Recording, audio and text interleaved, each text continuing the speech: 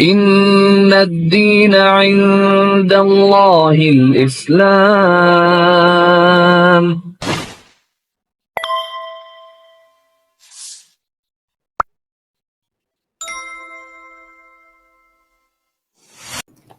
Bismillahirrahmanirrahim. Assalamualaikum warahmatullahi wabarakatuh. Alhamdulillahirrabbilalamin. Wassalatu wassalamu ala rasulillah.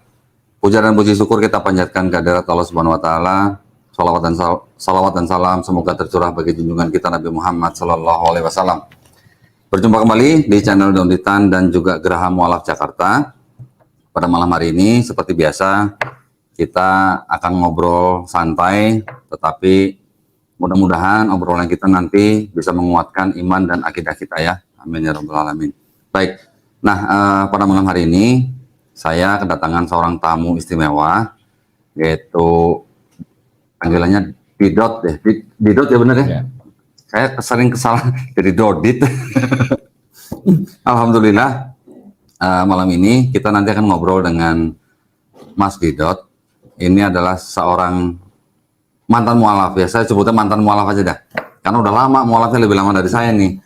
Nah, namun sebelum kita ngobrol, seperti biasa, saya ingin mengajak para pemirsa yang ingin menyalurkan donasi zakat sedekah infaknya dan juga wakaf ya untuk tanah yang sedang kami bebaskan di Wonosalam, Jombang, Jawa Timur seluas 6 hektar dengan harga Rp250.000 per meter persegi. Silakan kirimkan ke BSI. Nomor rekening 111889988 atas nama YPM atau HIT Jakarta, dan bukti transfer silakan konfirmasi ke nomor handphone 081232802080. Baik, tanpa memperpanjang waktu lagi saya akan langsung sapa Mas Didot ya. Assalamualaikum warahmatullahi wabarakatuh. Waalaikumsalam warahmatullahi wabarakatuh. Ini benar panggilannya Didot? Nama panggilan, Pak. Oh, nama panggilan. Nama aslinya? Nama asli Hadi Halim. Hadi Emmanuel Halim. Immanuel.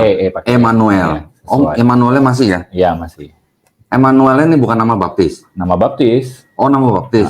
Tapi di akte lahir nggak ada? Di akte lahir juga itu. Oh, ada? Makanya males ngerubah-rubahnya, kayak pikir artinya juga bagus ya, biarin aja lah. Jadi Hadi Emmanuel Halim. Ya. Halim berarti punya Selim. Ya, Lim. Oh, ini Selim, kalau ini setan. Ya, alhamdulillah malam hari ini saya kedatangan Didot aja saya panggil ya, ya. Didot ya. Didot dulu waktu bersyahadat umur berapa? Tahun 97 ya. 19 tahun. 19 tahun? Ya. 97. Oh, berarti kelahiran 78 ya? Iya. Oh, ya. Masih muda ya. Sebentar, ini ada telepon lagi. Glenn, tolong Glenn. Ini apa namanya? Tolong, sorry. Nah, Mas Didot dulunya sebelum bersyahadat beragama Katolik dulu. Katolik. Ya. Katoliknya ini taat. Apa ya? Sempat jadi putra altar enggak? Enggak. Oh, enggak. Tapi kalau kayak pelajaran agama gitu sih ya tahu lah ya. Ya terus dimasukin sekolah minggu gitu-gitulah. Oh, okay. Apa namanya gerejanya dulu apa? Waktu di Jakarta Selatan di Stefanus. Stefanus. Kalau dulu saya kan di Jakarta Pusat, dulu di katedral, jadi di baptis, di komuni. Katedral dulu. Kanisius bukan? Santa Maria. Oh, Santa Maria. Santa Maria bukan buat cewek semua ya? Enggak, itu Ursula. Oh iya, Ursula. Saya sama Deddy Corbusier itu satu SMP. Sama SMP, Deddy Corbusier. Oh gitu, teman SMP? Ya, SD SMP. Oh, SD SMP? Iya. Sama Deddy Corbusier? Wes, berarti Badung nggak tuh Deddy Corbusier itu? Ya main tukang sulap dari dulu. Oh, dari kecil main tukang sulap? Iya, kan bisa iniin cewek-cewek kan. Oh bisa gitu. Memukai cewek-cewek kan. Ini dia ngomong ya, bukan saya. Kalau yang diomongin denger gitu. Nggak apa-apa, Deddy kalau denger nggak apa-apa. Nggak apa-apa ya? Masya Allah. Nah, berarti senang juga dong waktu denger Deddy Corbusier syahadat ya? Iya, alhamdulillah. Alhamdulillah ya. Ya apa? Sempat telepon dia? Enggak, teleponnya udah nggak aktif ya. Oh, udah beda. Udah ganti ya. Ganti. Jadi waktu nikah juga sama yang pertama dulu, Kalina kan teman saya juga. Oh gitu. Jadi teman saya dulu ketemu, saya ingat tuh di Plaza Senayan.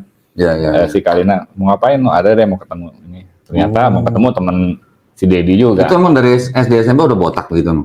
Enggak. Oh enggak. Enggak. Dulu kayak Kaisar Ming plus Gordon gitu loh. Oh gitu. Ya, udah gitu. Alisnya gitu ya. Tapi makin kesini ya. Iya. Ya, gitu lah. Ya, oke, sekarang kita bukan ngomongin Dedi nih, Iya. kita ngomongin Didot nih. Yang satu Dedi, yang ini Didot, ini Dondi. Mirip-mirip semua ya. Nah, terus waktu dulu sadat, berarti kan masih muda tuh ya, umur 19 tahun ya. Iya. Gimana ceritanya tuh? Kok bisa Toto ninggalin yang lama gitu? Boleh cerita dari prosesnya gimana gitu? Iya, sebenarnya sih kalau dari kecil saya nggak pernah meyakini Yesus itu Tuhan. Jadi kalau biasanya kalau sama oma saya disuruh berdoa gitu, saya biasanya nggak mau tuh bilang Tuhan Yesus gitu. Saya selalu bilang Bapa. Jadi nggak serak aja di hati saya gitu. Terus kalau misalnya mereka pada berdoa depan gua Maria atau apa, saya nggak pernah tuh berdoa. Jadi saya selalu Bapak aja gitu loh yang saya.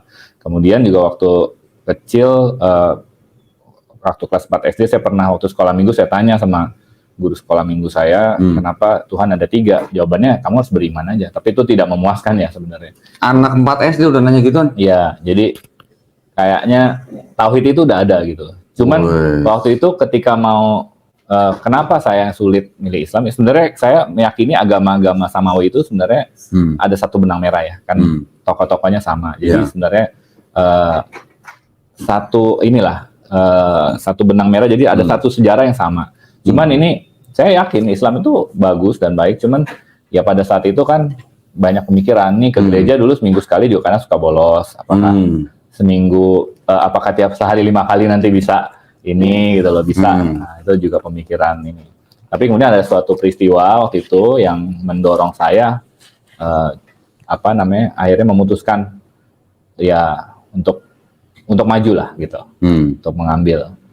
Tapi kalau maksud saya gini, kalau usia 19 tahun udah nggak percaya Yesus Tuhan, terus akhirnya menerima Islam, prosesnya berapa lama sebelum 19 tahun itu?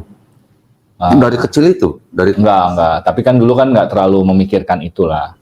Tapi gini, maksud saya gini, umur 19 tahun, nggak percaya Yesus Tuhan, padahal besar di lingkungan Katolik gitu ya. Berarti dulu jarang dengerin khotbah kali. Nggak juga, pelajaran agama waktu kuliah juga masih dapat A. Wes. Keren. Kuliah di Untar. Untar, oke. Berarti pada waktu itu menggunakan akal dan pikirannya gitu ya, berarti ya. Kurang lebihnya lah ya. Iya. Sampai tidak mempercayai bahwa Yesus itu Tuhan. Ya kan waktu Yesus di kayu salib berdoa Eloi Eloi lama sabachthani. Ya. Artinya Tuhan, apa engkau tinggalkan aku? Lah dia berdoa sama Tuhan berarti dia bukan Tuhan. Gitu ya. Itu kan logika saya begitu. Simple. Iya, logika saya simpel. Kalau dia berdoa berarti dia bukan Tuhan. Berarti berdoa pada Tuhan kan. Kemudian juga setelah saya belajar Islam lagi, ternyata Yesus itu juga berdoa, sujud juga di Taman Getsemani kan. Betul. Di berdoa juga berarti ya dia berdoa pada sesuatu yang lebih berkuasa. Ya, yang punya otoritas tinggi gitu ya. Dan di Yohanes 20:17 juga dia bilang sama Maria Magdalena ya, jangan kau sentuh aku karena aku belum pergi kepada Bapakku dan Bapamu, Tuhanku dan Tuhanmu gitu. Iya. Berarti Maria Magdalena sama Yesus punya Tuhan yang sama. Punya Bapa yang sama dong ya. 10 perintah Allah apa itu? Nah, yang nomor jangan 1, ada, iya kan? Jangan ada Tuhan yang lainnya kan? Iya. Berarti pada waktu jadi mahasiswa udah sampai ke situ gitu ya. Pikirannya ya. Keren loh. Mengambil keputusan itu biasanya ya perlu keberanian. Iya. Tapi orang tua nggak ada masalah waktu itu. Alhamdulillah kalau orang tua saya, ibu saya Islam ya. Oh, ibu hari Islam. Terus? Nah, waktu kan pisah dari saya kecil ya, dari umur 1 tahun. Nah, saya ikut papa saya. Papa saya ini yang Kristen Katolik ya. Oke. Kemudian ya saya ngomong sama papa saya, ya, terserah kamu. Yang penting kamu kalau memeluk suatu agama jalanin dengan benar. Tapi saya yakin dia sedih dengan apa yang ini ya. Pasti sedih lah namanya orang tua. Cuman dia membiarkan. Papanya masih ada? Tahun kemarin meninggal ya. Tahun kemarin meninggal. Okay. Tapi meninggalnya belum memeluk Islam ya sayangnya. Oh iya. Kalau mama masih ada? Alhamdulillah masih ya. Masih. Tadi baru ketemu juga. Oh tadi baru ketemu. Wes mantap dong. Boleh ya. Salam buat mamanya ya. Masya Allah. Nah pas lagi setelah bersyahadat itu berarti Didot sudah tahu bahwa konsep ini ada sesuatu yang tidak pas gitu ya berarti ya dengan keyakinannya gitu. Terus bisa jatuh ke Islam apanya nih? Ya itu tadi. Kok nggak ke yang lain-lain gitu kok? Karena 3 agama samawi itu kan tokohnya sama. Oke, Ada Abrahamnya ya, terus malaikatnya Jibril sama. Nah saya waktu itu konsep pikir saya gini, seperti apa namanya software, Microsoft misalnya, Oke. ya. Yang paling terakhir sekarang The last updated gitu ya? iya, yang paling update terakhir Iya, iya, gitu. iya. Kalau kita bisa nggak pakai yang dulu bisa, tapi kan Bisa. udah nggak update. Gitu. Oh. Jadi agama paling buncit lahir apa sih? Islam kan? Oke. Gitu loh. Jadi logika saya yang paling akhir tuh biasanya paling lengkap.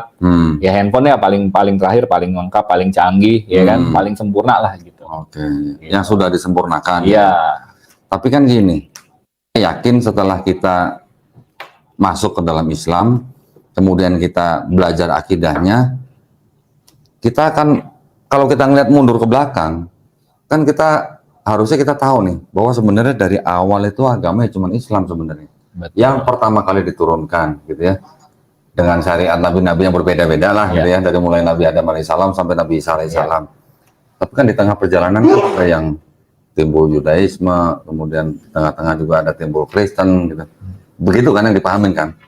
Dulu saya mikirnya Abraham itu adalah orang Yahudi dulu. Oh, oke. Tapi ternyata beliau itu lahir sebelum Yahudi. itu malah. Jadi dan di apa Allah juga bilang di Al-Qur'an banyak sekali ya, dibilang sebenarnya Allah tuh cuma nurunin satu aja. Iya. Tapi manusia yang bikin banyak gitu. Iya, Jadi manusia yang bikin sendiri agama. Allah cuma turunin satu agama dari dulu. Betul. Ya la ilaha illallah intinya. Nah, Cuma syariatnya berbeda-beda. Iya, karena semua pesannya kan sama. Sama.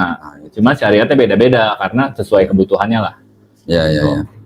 Tapi kayak kalau kita bisa lihat masih ada benang merahnya ya, seperti nggak makan babi dari Semuanya. Yahudi itu nggak boleh makan babi. Ada di kitab suci mereka kok. Di Alkitab juga ada. Kemudian menutup aurat, hijab juga ada. Ya. Semuanya ada. Jadi benang merah itu sama sebenarnya. Bukan suatu agama yang berbeda. Iya. Sunat, di sunat juga ya. Sama juga. Iya makanya. Berarti kan banyak nabi satu pesan, Ya. betul ya? Many prophets, one message gitu ya. Ada channel tuh namanya itu tuh keren tuh. Keren tuh. Iya ya. Jadi alhamdulillah setelah kita mengenal Islam, kemudian kita menjalankan Islam, kita tahu ternyata sebenarnya agama itu cuma satu gitu. Ya. Dari mulai nabi yang pertama sampai Nabi Isa alaihissalam sebelum diturunkannya Quran, pesannya semua sama ya ternyata. Makanya dibilangnya revert lebih cocok daripada Iya, convert. betul. Karena kan setiap bayi yang lahir sebenarnya kan fitrahnya Muslim sebenarnya. Iya. Dia menjadi Yahudi, Nasrani, Majusi itu kan karena orang tuanya ya. Alhamdulillah keren banget ya Mas Didot ini ya. Terus jadi udah lama ya 97 sampai sekarang udah berapa tahun? 25 25 tahun. Waduh, udah jadi ustadz dong. Nggak pengen. Berat jadi ustadz. Ya, kita cukup penyampai ya. Yang penting kafah aja gitu ya. Ya, yang penting kita buat diri kita, kemudian kita sampaikan yang kita bisa. Kalau saya sih itu aja. Tapi kalau jadi ustadz tuh berat tanggung jawabnya. Oh iya iya. Nggak, tapi maksud saya gini, Dot. Pada waktu Didot memilih Islam, oke lah tadi alasannya ini karena paling akhir, makanya paling up to date, paling mutakhir, pasti yang paling benar gitu. Ya kan. Gitu kan ya? Iya, iya. Tadi ya. Tapi maksud saya dari kan kalau kita melihat sebuah agama kan nggak cuma melihat dari syariatnya aja, kita juga harus melihat dari kitab sucinya gitu kan. Apa kira-kira yang selain daripada yang paling up to date, paling mutakhir itu pasti paling benar? Selain daripada itu ada nggak yang menjadikan Mas Didot itu yakin bahwa Islam itu yang paling benar? Oh, iya. Itu kan Bukan paling benar, yang benar gitu. Iya. Itu kan awal doang. Ya. Kalau ke sininya semakin saya pelajarin ya tambah yakin karena banyak sekali. Ya. Contoh misalnya ya buktinya bahwa benar itu ya Al-Qur'an ya. Contoh salah satunya yang kita udah pasti banget, Al-Qur'an itu bisa dihafal oleh jutaan orang, bahkan anak kecil yang umur 5 tahun, bahkan ada yang buta, itu bisa hafal. Itu kalau bukan kitab suci nggak mungkin gitu loh, bisa hafal. Sedangkan jangankan kitab suci lain, mengarang buku aja mungkin juga belum tentu hafal bukunya sendiri dari ujung ke ujung gitu kan. Betul. Ini anak kecil 5 tahun bisa hafal gitu. kalau bukan firman Allah itu gimana gitu. Iya, itu adalah salah satu mukjizat gitu ya. Iya, katanya sekarang 10 juta sampai 15 juta orang mungkin ya hafiz ya. Saat ini, tapi kalau dari dulu berapa? Iya, iya. Jadi, ya pada zaman Nabi juga udah pada hafal ya, udah pada hafiz ya. Karena turunnya kan memang secara ini kan lisan kan, bukan. Tradisinya adalah lisan sebenarnya. Terus udah gitu juga Quran juga istilahnya tidak ada kontradiksi, gitu ya. Ya itu kalau semakin kita pelajari ya. Iya. Terus kemudian juga di dalam Quran juga ternyata sejalan dengan sains gitu ya. Ya, ya itu bagaimana mungkin 1400 tahun yang lalu ada manusia bisa bilang yang sains itu baru ketemu 100 tahun, 200 tahun terakhir ini gitu. Gimana caranya gitu? Iya. Nggak masuk akal gitu. Kalau orang cuma nebak-nebak cuma sedikit, kok bisa pas banget semuanya. Iya, iya, iya. Ada beberapa hal yang menarik kalau Quran yang saya ini. Kita kalau suka baca Al-Kahfi ya, kalau hari Jumat ya. Iya, iya. Ada ayat tuh ditidurkan selama 309 tahun. Iya, iya. Ada ya? Iya, iya. Nah, kisah mengenai pemuda itu ya. Pak Dondi tahu itu artinya? Apa? Arti apanya? Maksudnya apa tuh? 309. Oh, angkanya? Kenapa 309? Nggak tahu saya. Gimana tuh? Oh, belum tahu. Jadi saya pernah dikasih tahu sama ustadz saya. Itu 300 itu, coba saya cari ayatnya, 20 Al-Kahfi 20 25 ya. Al-Kahfi 25 ya. Auzubillahi minasyaitonirrajim. Walabisu fi kahfihim salasa mi'atin sinina wasdadu tis'a. Dan mereka tinggal dalam gua selama 300 tahun dan ditambah 9. Kenapa ini 300 dan 9? Ini menarik ya buat saya karena 300 ini maksudnya satu adalah tahun Hijriah, satu tahun Masehi. Nah, kalau kita bisa hitung, buka kalkulator ya Pak, sebentar. Sekarang buka kalkulator. Jadi 309 ya. Tahun Masehi ada berapa?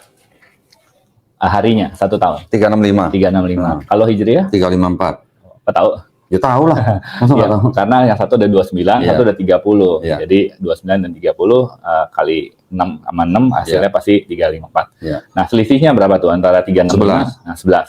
11 kali 300 berapa? 11 kali 300, 11 kali 300 seperti 3.300. 3.300. 3.300. Sekarang 3.300 ini dibagi, mau dibagi berapa nih? Mau dibagi Hijriah apa? Ini dua-duanya akan 9, hasilnya.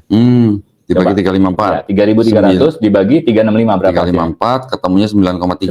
9, kan. Nah, sekarang 3.300 dibagi 365 9,04. 9 juga kan. Ya. Semuanya 9. Bagaimana mungkin kita aja pakai kalkulator susah ketemu angka itu. Gimana 1400 tahun lalu manusia di padang gurun nggak pakai alat hitung bisa ketemu angka itu pas. 309. 309 tahun. Berarti ini salah satu mujizat yang dari Allah gitu loh. Nggak mungkin ini buatan manusia. Ya. Karena kita aja ngitung sekarang susah. Ya. Terus satu lagi yang lumayan ini ada disebutkan perumpamaan Isa seperti Adam. Oh iya. Berapa kali Isa disebut di Quran? 25. Kalau nggak salah itu Ali Imran 59 kalau nggak salah ya. Itu pernah saya bahas sama Ustazah Ibu Etika tuh. Jadi dari surat ini sampai surat ini nanti ketemunya di tengah pas angka 7 ada tabelnya itu. Itu Pak. Jadi sebenarnya saya udah tahu itu Isa disebut 25 kali, Adam disebut 25 kali. Iya, masing-masing 25. Cuman kan kita tahu Quran ini turunnya acak. Iya. Kenapa bisa setelah? Ini yang lebih menarik lagi yang bikin saya merinding nih, saya merinding Pak. Ali Imran 59 ini sebelumnya itu tadi benar 7 ya. Iya. Sisanya 18 berarti kan? Itu dua-duanya sama. Iya, bisa betul. Pas gitu loh. Ada tabelnya saya waktu itu pernah. Nah, itu gimana kalau bukan dari Allah ini turunnya acak loh. Iya. Al-Qur'an bukan seperti yang sekarang ini. Turunnya acak, tetapi kan ordernya kan akhirnya kan diperintahkan oleh Rasulullah melalui wahyu juga gitu. Iya. Surat ini di sini, ayat ini di sini, ayat ini di sini gitu. Diatur lagi kan. Diatur lagi. Bagaimana kok bisa pas? Itu kan turunnya 23 tahun Quran ini. Kok bisa 23 lalu gue udah ngomong Isa berapa kali ya? Kan nggak mungkin gitu loh. Atau gue udah ngomong Adam berapa kali ya biar pas 25 gitu. Terus sebelum surat ini gue bikin 8 apa 7 gitu kan. Nah, itu gimana kalau manusia yang bikin nggak mungkin. Banyak sekali yang hal seperti itu ya. Nama apa namanya? Matahari, manusia, setan dan segala sebut berapa kali semuanya juga bisa balance gitu. Itu belum lagi secara linguistik. Makanya inilah mujizat yang benar-benar di depan mata kita. Cuman sayangnya umat Islam sendiri kurang apa ya? Saya hal-hal kayak gini saya hitung, lalu ini membuat saya merasakan mujizatnya gitu loh. Jadi kalau saya coba udah pernah dengar, oh begini. Tapi ketika saya hitung sendiri, Ya, oh iya bener benar ya. juga ya. Oh, ya, Nah itu saya rasakan lebih seperti mujizat. Mungkin kayak nyicipin mujizatnya Nabi Musa yang ngebelah laut gitu ya. Tapi Iya, kan mujizat yang masih ada sampai hari ini kan. Sampai sekarang, Kalau sampai orang- kiamat bahkan. Iya. Kalau orang dibilang sekarang punya kelebihan, nggak boleh dibilang mujizat Pak. Iya. Karena mujizat itu cuma milik Nabi. Iya. Kalau sekarang orang itu mungkin karomah. Aroma aja, ya. Jadi mujizat yang masih ada sampai hari ini ya cuma Al-Quran Quran, ya betul. yang bisa Masya dilihat Allah. dan ini. Nah itu makanya mujizatnya digali gitu loh supaya kita lebih cinta pada Al-Quran sih sebenarnya. Iya, iya, iya. Masya Allah, ya. Memang nggak cuma itu aja ya. Tadi kalau keajaiban angka-angka di dalam Al-Quran banyak sekali. Banyak ya, banget. banyak banget. Tetapi juga yang perlu kita amati adalah di dalam Quran juga banyak sekali ayat-ayat yang berhubungan dengan sains, ilmu pengetahuan. Terbuktinya baru zaman sekarang. Iya, itu nggak mungkin juga. Baru pada zaman dulu waktu ayat-ayat itu turunkan nggak ada yang tahu mungkin. Terbuktinya malah baru zaman sekarang gitu ya. Nah itu yang istilahnya gimana? Menurut orang atau ilmuwan-ilmuwan, pada saat ayat itu diturunkan nggak mungkin aja Nabi Muhammad SAW itu tahu tanpa alat-alat gitu. Tanpa alat-alat zaman sekarang. Contoh mikroskop lah, teleskop lah segala macam. Mana ada zaman dulu ya? Kok bisa tahu gitu? Kalau nebak-nebak 1-2 bener mungkin. Ya. Tapi kalau nebak misalnya 500 ayat bisa bener, Ini kira-kira ada 1000 ayat yang berhubungan dengan 80% sudah 80% terbukti sudah benar tanpa salah satu pun kan. Iya. 20% lagi bisa benar-benar salah, Iya. tapi logika kita 80% itu benar, pasti sisanya benar. Ya, menurut ya kalau ngikutin ilmu probabilitas mah insya Allah bener lah. Iya. Gitu ya. Itu ya memang yang Jadi membuat kalau kita dipelajari Al-Quran ini saya semakin yakin intinya sih gitu. Jadi saya nggak takut tuh karena apa? Kalau ini Islam ini logis. Semakin Ya. kita pelajarin, ya kita semakin yakin, bukan semakin karena nggak disuruh. Oh kamu beriman aja, oh nggak seperti itu. ya, ya, ya. Justru kita harus pakai akal kita. Jadi ada semacam terbalik nih. Kan dulu kalau waktu SD nanya kok Tuhan ada 3, udah imani aja dulu Ya, gitu ya. kamu harus sebagai orang kamu harus percaya. Ya, kan? Terus setelah di Islam akal dulu, Akal dulu. baru imannya belakangan gitu ya. Iya. Nah kayak misalnya ada perintah-perintah yang mungkin buat kita, kenapa nggak boleh makan babi? Ya itu diimani. Iya. Bagian-bagian itu karena itu perintah Allah. Sebenarnya dengan simpel aja, dengan logika sehat aja, gampang kok mencernanya. Kenapa babi itu dilarang gitu ya? Kalau sapi makannya apa? Rumput. Rumput ya. Dari kecil sampai tua juga makannya rumput kan, sampai dipotong juga makannya rumput kan. Nggak pernah makan macam-macam kan. Makanya boleh dimakan kan. Begitu juga dengan kambing gitu ya, atau domba gitu. Nah kalau babi makanannya apa? Kotorannya sendiri ada. Iya kotorannya sendiri. Simpel kan sebenarnya kan. Kenapa babi dilarang? Karena dia makannya nggak bersih buat manusia gitu loh. Sapi kenapa boleh? Karena dia makannya cuma rumput. Jelas ya. Cuman kalau nanti ada yang macam-macam, semua makanan halal atau dihalalkan, ya cuma gimana ya? Tapi Ya, dulu intinya- makan, dulu makan. Doyan Pak. Oh doyan banget apa doyan? Ya doyan lumayan lah. Nyari juga kan. Apalagi di Bali itu kan kalau nyampe Bali. Oh iya ya, boleh ya. Nah, Cuman ya gimana ya? Kalau istilahnya Allah memerintahkan sesuatu, pasti Allah tahu Ada lah kebaikan ini ya. kebaikan buat manusia. Nggak mungkin Allah memerintahkan sesuatu yang tidak baik buat manusia ya. Karena Allah yang menciptakan manusia kan berarti Allah lebih tahu apa yang baik dan apa yang buruk buat manusia kan gitu ya. itu kan iman. Nah, Iya. ya tinggal kita meyakini ya Al-Quran ini benar dari Allah atau enggak. Iya. Karena dia Ah. sudah menantang juga loh untuk buat. Iya. Banyak tantangan. Banyak tantangan dalam Quran. Bahkan awalnya banyak orang masuk Islam itu gara-gara hanya buka dari Al-Baqarah awal aja itu kan. Iya, ayat 2 ya. Kitab yang nggak ada keraguan, kok sombong banget nih orang gitu. Banyak yang bertanya seperti itu kan. Bener. Kalau nggak percaya bikin gitu ya. Nah itu di dalamnya suka ditantangin. Ya, ya, ya. Banyak yang kalau dan indahnya Islam itu ya Pak. Kita kan dulu kalau ke gereja aja ya. Sorry ya, misalnya kita junub kita nggak perlu mandi kan dulu. Misalnya ke gereja nggak ada konsep membersihkan diri mau ketemu yang maha suci gitu. Itu nggak ada. Emangnya Gitu. dulu umur 19 tahun emang ke gereja udah pernah junub apa? Ya maksudnya abis misalnya Pak gitu loh. Oh misalnya. Jadi kita tuh nggak ada konsep membersihkan. Iya. diri. Glenn, lu dulu pernah Glenn ke gereja junub Glenn? 17 gua junub kok. Ah 17? Ya kan. 17 udah junub ke gereja gitu. Malam mingguan. Buset. Selain itu juga Aku lagi. ada juga yang masuk Islam katanya gara-gara jadi waktu itu Ustadz Adi yang cerita ya kalau nggak salah. Jadi Iya. lihat orang bule lihat di TV. Ini di Mekah lagi acak-acakan barisan. Ditanya, ini kira-kira berapa lama supaya rapi nih? Wah, bisa sejam Sebentar kali. doang. Ternyata begitu azan langsung rapi, Rapi sampai semua, semenit. Dia bilang, rapi "Wah, sendiri ini ya." benar-benar kalau bukan dari Allah ini nggak mungkin nih. Benar, Pasti ini agama dari Tuhan. Iya, benar. Saya Dan pernah. luar biasanya kayak azan gitu loh. Sekarang konsep azan, sekarang saut-sautan. Nggak pernah bumi Nggak ini pernah berputar berhenti, tanpa iya. berhenti azan. Nggak pernah. Itu hal-hal kayak gitu kalau kita pikirin tuh Islam itu benar-benar udah dituntun gitu loh untuk seperti itu. Nggak, manusia tuh nggak kepikiran gitu Iya, seperti itu. benar. Dan bunyi azan di seluruh dunia tuh nggak pernah berhenti. Sama, itu padahal Nggak dulu pernah saya- berhenti maksudnya. Nah, iya. Jalannya itu setiap waktu gitu. Dan bunyinya sama, maksudnya Bunyinya lafaznya sama. Dulu yang hal-hal yang kayak gitu, dulu saya juga protes tuh, kenapa sih mesti pakai bahasa Arab gitu. Iya, Tapi rupanya jadi sebuah keseragaman yang indah ya. iya. Jadi kita sholat mau dimanapun. Sama. Ya. Dan dulu saya juga pernah nanya, waktu saya baru-baru masuk Islam, saya juga pernah nanya, kenapa Quran diturunkan di Arab? Kenapa pakai bahasa Arab? Oh, itu Al-Quran udah jawab sendiri. Iya, kenapa terus di istilahnya Mekah juga di Arab gitu? Ya, suka-suka Allah lah, mau Banyak. turunin nabinya di mana. Tapi ada ternyata kalau kita pelajarin sedikit-sedikit ternyata ada loh hikmahnya loh ternyata. Ternyata kita juga sekarang istilahnya gimana ya? Kita tahu bahwa Mekah itu ternyata adalah pusat dunia. Iya, betul. Ya kan? Jarak dari kutub utara ke Mekah Sama. sama jarak dari Mekah ke kutub selatan enggak sama. Ada golden itu ya, Golden ratio. golden ratio. Kalau dibagi itu ketemu 1,618 sekian. Iya. 1,618 ya kalau nggak salah. Golden ratio ya. Begitu juga tulang-tulang kita semua juga golden ratio. Ya, mata Bunga juga nih, jarak begitu. mata. Iya, benar. Kayak gitu-gituan gimana ya? Mungkin kayak orang-orang kita kan nggak kebayang gitu ya. Kok ternyata bener gitu. Kok bisa jaraknya bisa pas gitu. Kayak tadi misalnya angka gitu, dihitung. Ternyata sama.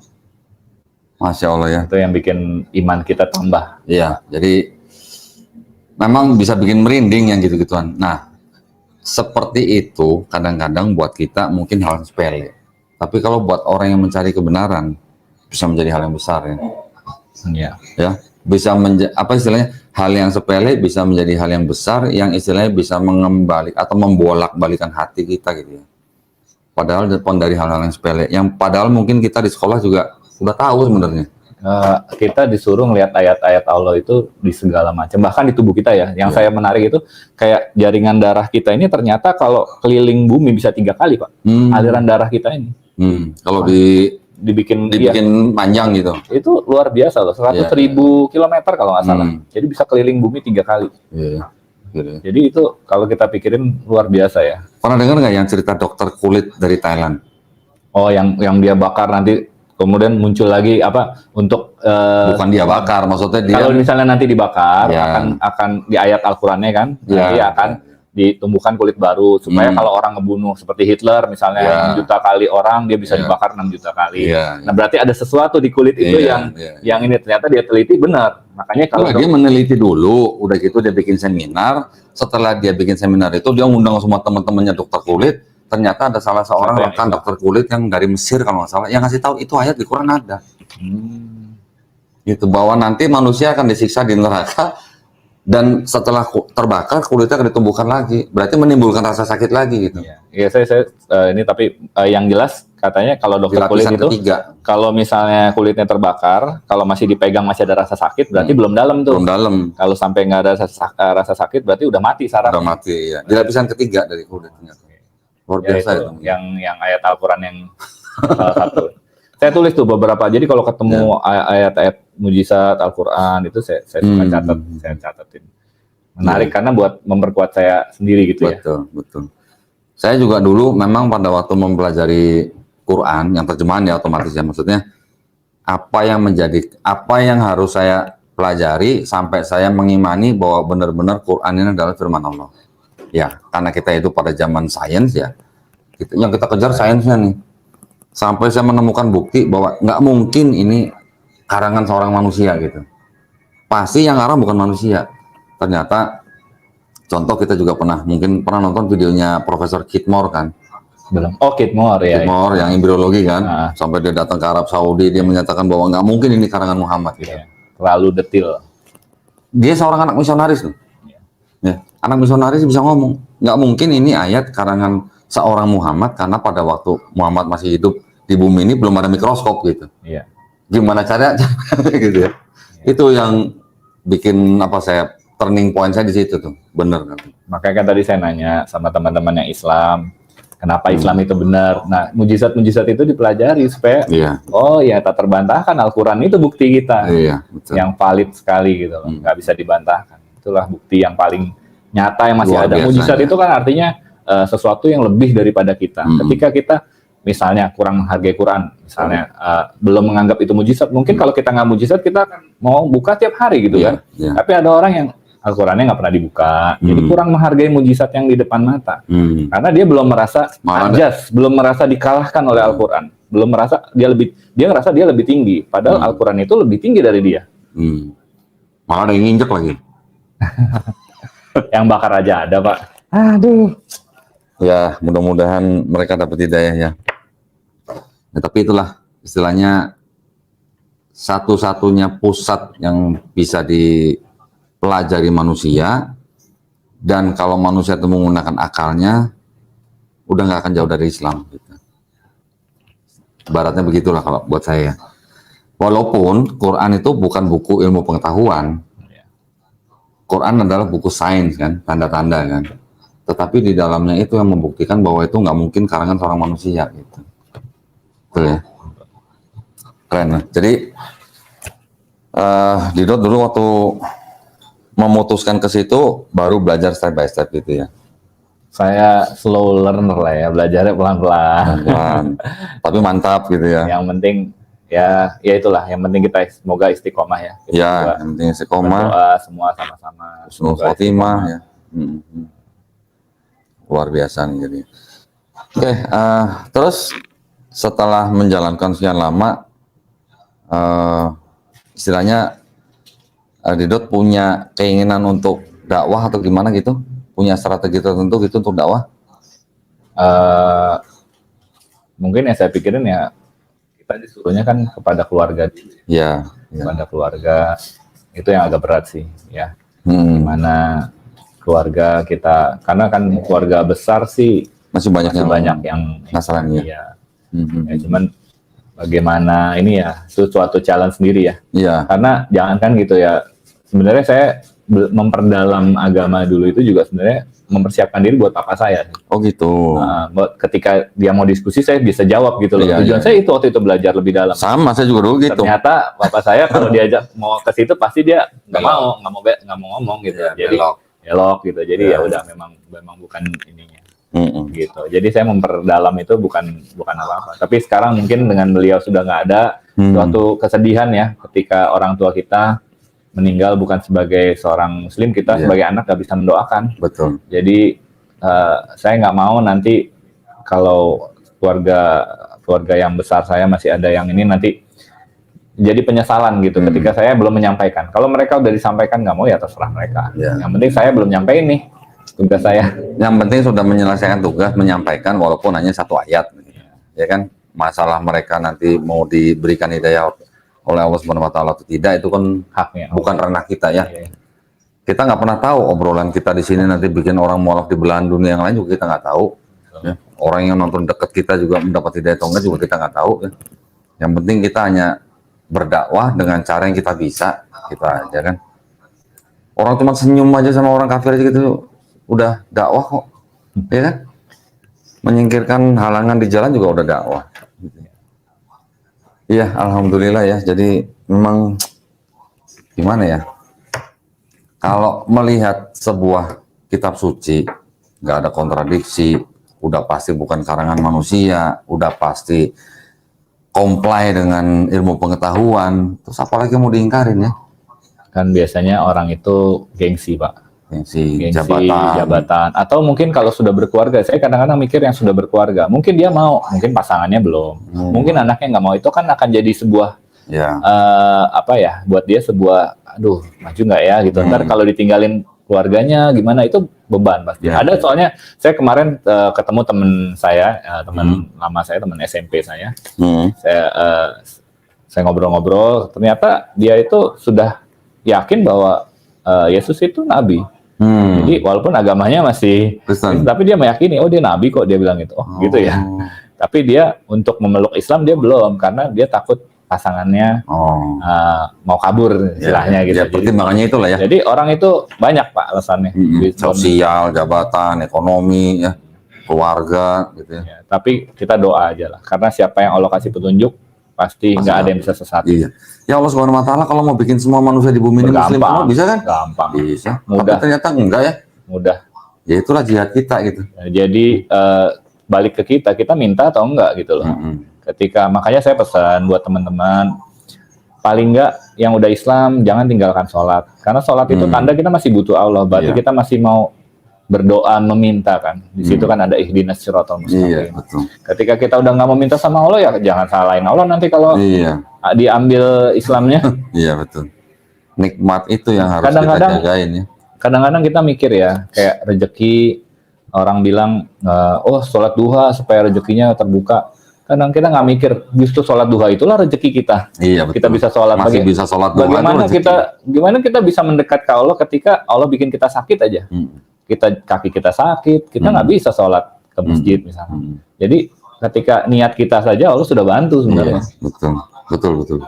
Masya Allah ya. Saya kadang yang saya suka syukur itu ya kita tahu ya akhirat itu selama-lamanya kan. Ya, kalau Allah udah kasih sesuatu yang sesusah-susahnya kita di dunia ini, gimana pun juga kita akan lupa begitu masuk akhirat. Iya. Udah di sana kita akan lupa. Dan sebentar doang ya, ini cuma sementara loh. Allah Ya. udah janjikan kenikmatan yang besar dan itu buat saya apa ya? Nggak bisa Allah nggak pernah kasih saya apa-apa. Iya. Tapi Allah kasih saya semuanya gitu loh. Iya. Bahkan Allah janjikan surga gitu loh. Iya. Kenapa kita masih males-malesan lah istilahnya gitu. Iya. Kadang saya kalau lagi malas itu, kita kan sholat, kita doa, itu kan cuma di dunia. Di akhirat kita udah nggak disuruh lagi kan. Iya, betul. Jadi capek-capeknya kita ya udahlah. Ya gini aja lah. Kita sebagai muslim kita anggap aja dunia ini adalah penjara sementara lah. Ya kalau mau dibilang penjara ya. Ya, kalau kita mau bilang istilah penjara itu udah penjara sementara lah. Setelah akhirat itulah kebebasan kita, kenikmatan kita. Itu yang kita cari itu sebenarnya. Ya kalau di dalam penjara aturan segala macam kan kita harus ikutin. Wajar. Nggak ngikutin gebukin sama lapas ya, ketua sama. Ya ujian itu kan nggak pernah ada yang enak. Pasti Iya. tegang waktunya, ya kan keringetan, kalau ngerjain soal stres, pasti begitu. Namanya juga ujian. Kalau nggak ujian, udah nggak ujian kan santai, santainya Ya, nanti di sana. santainya nanti lah. Sebentar doang ini cuma sementara lah ya. Berapa lama sih manusia hidup ya? Ya kata Allah sih cuma sehari kali umur kita belum nggak iya. sampai kan seribu hari di sisi Allah. Ya masa manusia kita mau berapa lama sih? Yang kita tahu ya. Lebih lama nunggu di alam barzahnya Pak. Iya betul. Kan Masya Allah. kalau kita meninggal misalnya kiamat 1000 tahun lagi aja, lamaan nunggu di alam barzahnya Iya betul. daripada kita hidup. Iya. Jadi di bumi ini hanya benar-benar cuma sementara ya, cuma sebentar doang ya. Ya itu yang mesti kita ingat-ingat terus. Ya. Nah justru penentuannya tuh di sini pas kita lagi hidup, ya kan? Kalau di penentuan ini, alhamdulillah kita Muslim, kita mati dalam keadaan Muslim, kita husnul khotimah, nah itu yang menentukan nanti di alam selanjutnya kan gitu, ya kan? Ya, makanya kita doa terus itu. Ya, kita harus bersyukur terus saja. Bersyukur. Oke, terus jadi tadi Didot bilang katanya mau ngobrol-ngobrol apa tadi? Mengenai apa tadi? Ya, Yang di kertas tadi mana kertasnya? ini. Oh itu, ya. Ya, Apa yang mau diobrolin?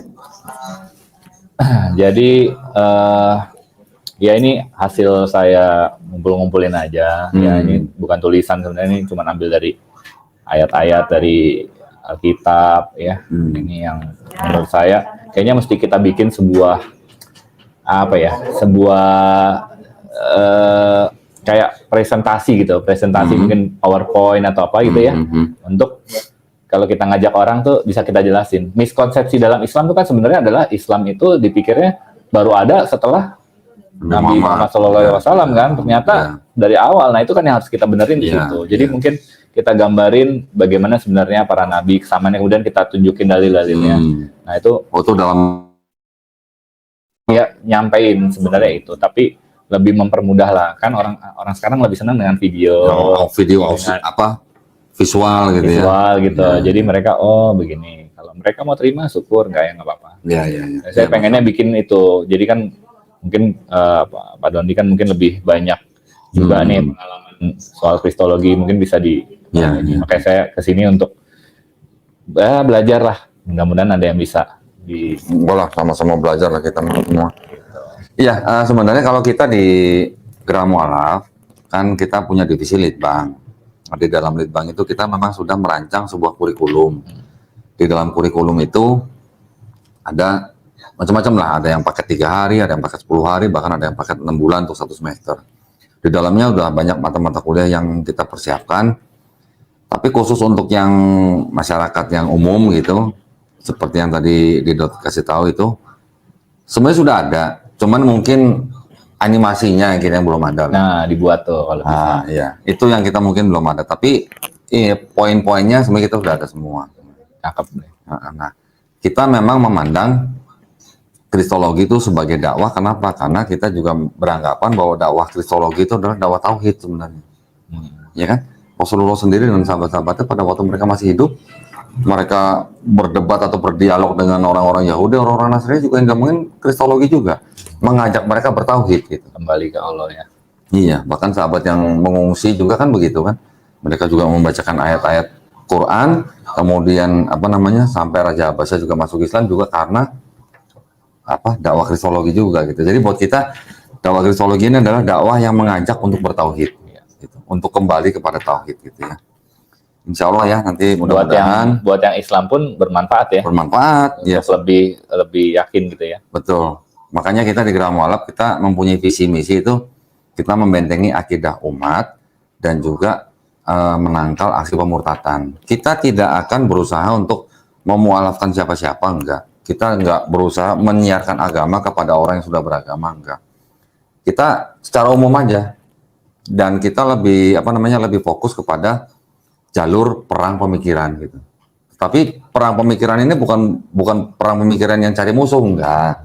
Kita dialog yang diskusi yang akademis dan ilmiah supaya para penonton sendiri bisa menilai gitu. Kalau kita sih di situ aja.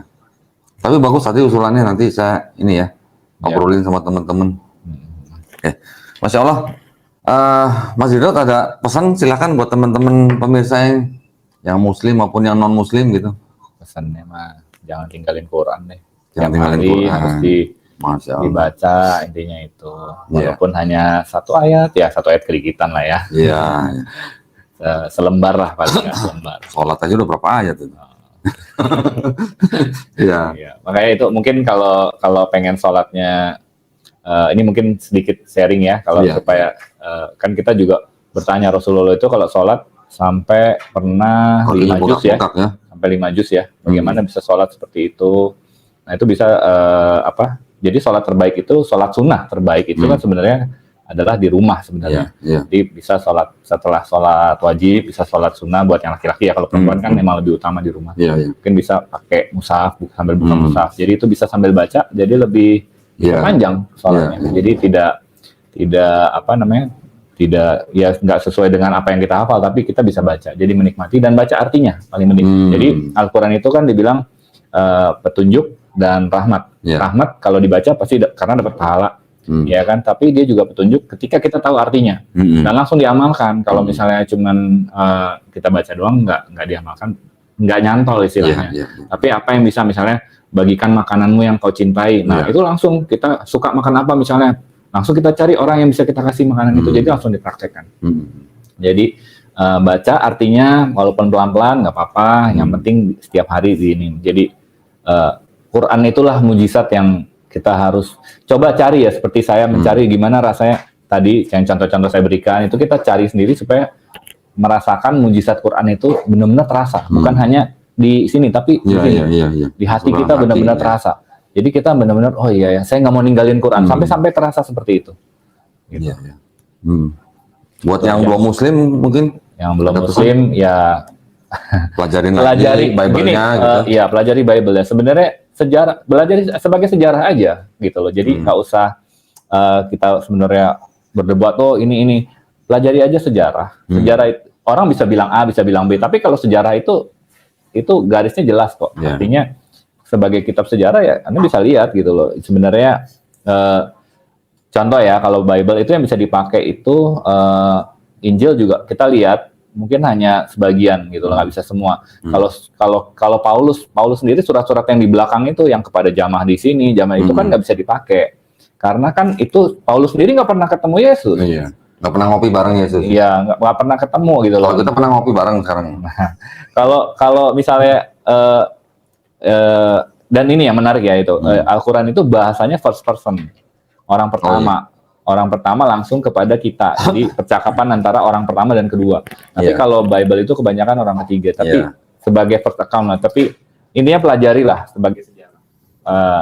Nanti bisa lebih objektif.